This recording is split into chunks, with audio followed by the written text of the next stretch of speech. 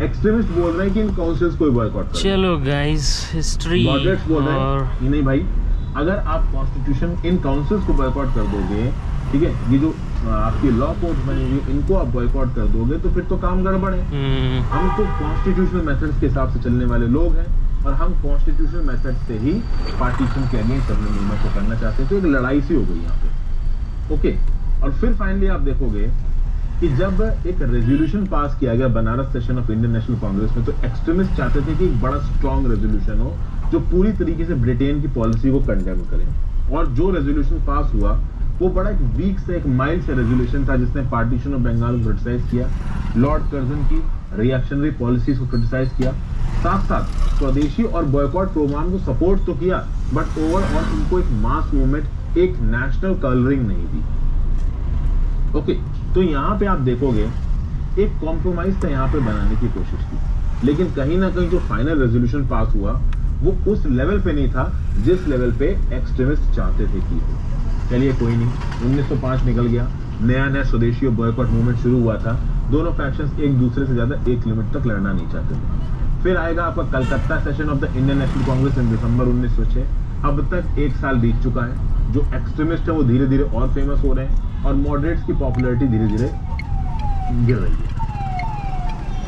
क्योंकि बात ये थी कि मॉडरेट्स बहुत समय से काम कर रहे थे, मॉडरेट्स बहुत समय से इंडियन नेशनल कांग्रेस को डोमिनेट कर रहे थे, बट उनके तरीके से एक्चुअली से कुछ हो नहीं पा रहा था। और एक्सट्रीमिस्ट कहीं ना कहीं एक नए प्रकार का तरीका लेके आ रहे थे, एक ऐसा तरीका जहां पे यूथ अपनी एनर्जी को जाहिर कर सकते थे, जहां पे यूथ को एक्चुअली में लग रहा था कि वो कुछ कर सकते हैं।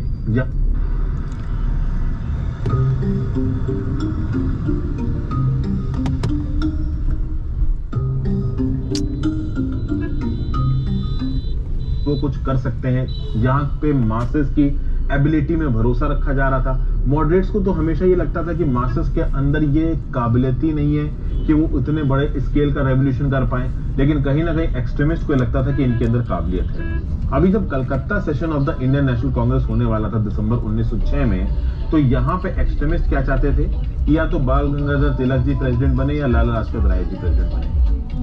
अभी यहाँ पे मॉडरेट्स को ये लगा कि देखिए पिछले साल 1905 में जब सेशन हुआ था इंडियन नेशनल कांग्रेस का, तब भाई आपके जो प्रेसिडेंट थे वो थे गोपाल कृष्ण गोखले। तो गोपाल कृष्ण गोखले को आप बोल सकते थे कि वो एक्सट्रीमिस्ट नहीं है, मॉडरेट है। तो इस बार एक्सट्रीमिस्ट बोलेंगे कि चलो पिछली बार आपका जो प्रेसिडेंट था वो आपका मॉडरेट था, इस बार एक्सट्रीमिस्ट को बनाओ। लेकिन कहीं ना कहीं मॉडरेट्स इस बात को जानते थे कि अगर एक एक्सट्रीमिस्ट पर्सन प्रेसिडेंट बनता है तो काफी हद तक कांग्रेस का जो कंबाइंड रेजोल्यूशन निकलेगा वो बहुत ज्यादा रेवोल्यूशनरी होगा, वो बहुत ज्यादा एग्रेसिव होगा, और ब्रिटेन की सरकार से सीधे सीधे पंगा लेने में ये मॉडरेट्स इंटरेस्टेड थे नहीं। तो क्या किया इन्होंने एक मास्टर स्ट्रोक खेला मॉडरेट्स ने बोला कि हम एक काम करते हैं, दादा भाई नेहरूजी जी का नाम यहाँ पे प्रपोज कर देते हैं, और इन्होंने दादा भाई नेहरूजी जी का नाम प्रपोज कर दिया। तो बात ये थी कि दादा भाई नेहरूजी जी को जितना मॉडरेट्स प्यार करते थे उतना ही एक्सट्रीमिस्ट प्यार करते थे, बहुत रिस्पेक्टेड थे दादा भाई नेहरूजी।